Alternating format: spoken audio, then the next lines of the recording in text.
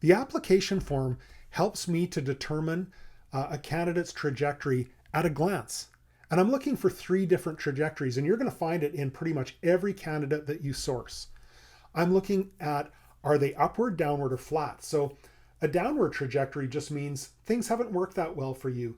You've been downsized, you've been laid off, you've been fired, and you're just slowly working your way down in your career. You're not really making any progress. So I don't want that.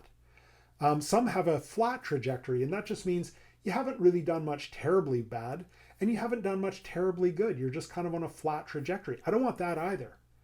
And then some candidates, you'll find they're on an upward trajectory.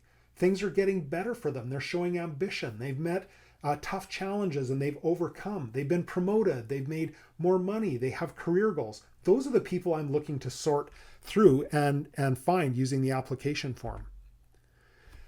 The application form saves me from doing wasted interviews, because people who have a flat trajectory or people who have a downward trajectory, I'm not going to bother interviewing. They're just going to be screened out right away, and I'm just going to go with those people who have an upward trajectory. And I'll explain how that works and how the application form helps you to find it. So why not just use a resume? I mean, that's what the great majority of organizations out there do. They just collect resumes and assume that what could go wrong? I'm sure they must be telling the truth. But I've got news for you. Resumes are sales documents, and they contain, if not outright lies, they for sure contain spin. They're going to put the most positive slant on their career history that they possibly can, as you would if you were applying for a job. And they often hide the information that you need to know. Now, in all of my years of interviewing people and sitting through interviews and going through resumes, I have yet to see a resume that says, well, the truth is I was fired from my last job because everyone thought I was a toxic jerk. Or, you know what, I was caught stealing 500 staplers from my last place, so I got fired. They don't tell you that, okay? You're never going to find that, because resumes contain lies or spin. Think of a resume as a sales brochure about your candidate. They're going to put the best possible face on their past work history, and that's not what I want to know. I want to know the truth about what happened in their past workplaces, because the truth about any candidate is I'm just going to get more of the same. Past history determines future trajectory. So I want to know about their past because it's going to tell me exactly what's going to happen in the future, because I'm just going to get more of the same. I would suggest that you make sure that the candidate fills out the application form by hand. It tells you a few things. It tells you, are they sloppy or are they neat? Do they skip over categories because they're in a hurry, or they're in a rush and they just don't want to fill things out? It tells you, can they spell? Do they have any sort of a grasp on grammar? If that's important to you or the role, you're going to find out very quickly, because you can't get spell check when you're writing by hand. Are they thorough in filling out the form? I have found that handwriting is a clue to work style. So I just want to know what their handwriting tells me about how they approach their work, because it's going to give me some clues right off the bat. If you haven't done so already, take a minute now to download your copy of the template of the application form so that you can follow along as we go through the various categories. As you look at the application form, you'll see that the application form brings up flags. Flags are things that I want to know more about. So some of those things are gaps in work history. Were you out of work for 18 months? And what happened there? I want to know. See, that can get hidden in a resume where it's just kind of deleted and numbers are monkeyed with a bit. It can't really be deleted on the application form unless you're going to outright lie on the form. So I want to look for those gaps in work history. I want to look for poor ratings from past bosses.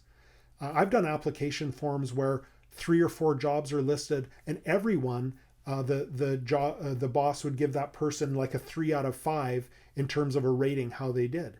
Well, I think to myself, well, thank you for saving me the time of having to interview you, because that's not who I'm looking for. I want someone that the boss thought that they were really good in their role. So I'm looking for those poor ratings. It's a flag to me.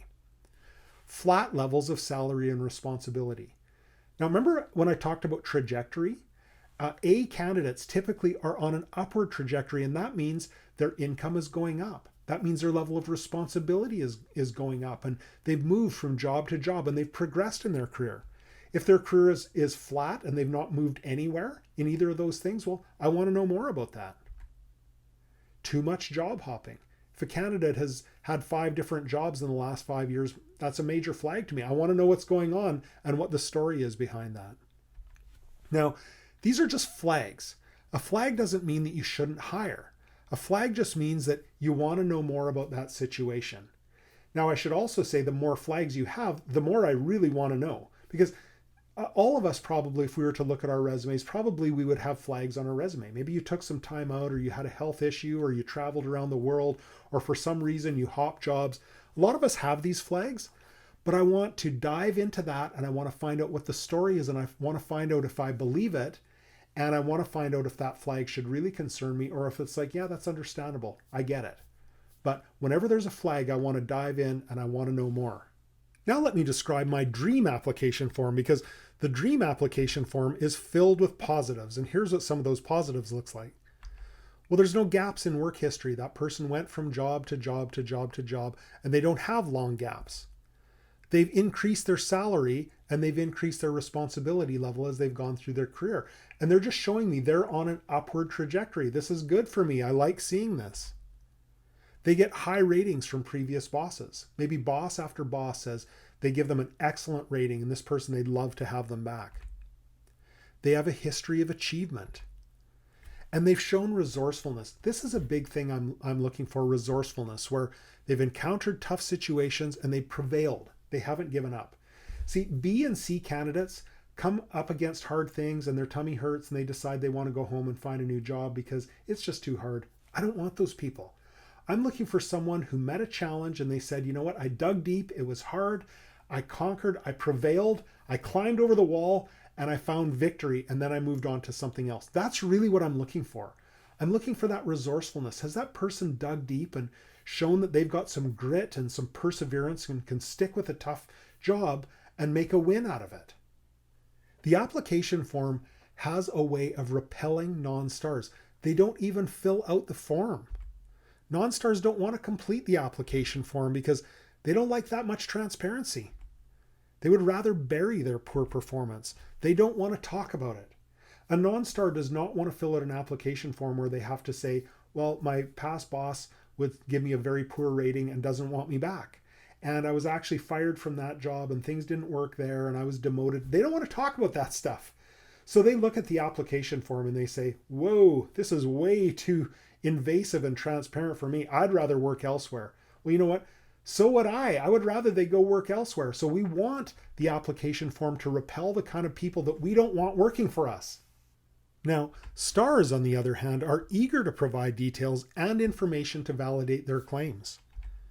They like the transparency. They like that you're asking all these questions because they're happy someone is finally interested in their accomplishments. They want to talk about how their income went up and they got more responsibility and their past bosses loved them and they accomplished all these things. They love to talk about it. So stars really enjoy the application form, and typically stars really like filling it out. So here's the value of the application form. It tells you at a glance who's worth talking to. I don't need to sort through the resume and wonder and all that sort of thing. It just tells me at a glance. I just look, is this person on an upward trajectory?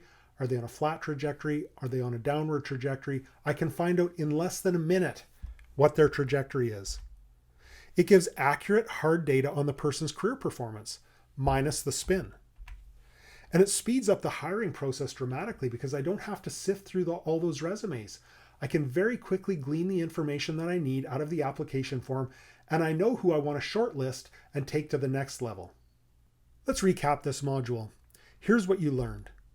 You learned the value of using an application form, and you learned how to spot potential hiring flags when you're reviewing the application form. Pretty simple.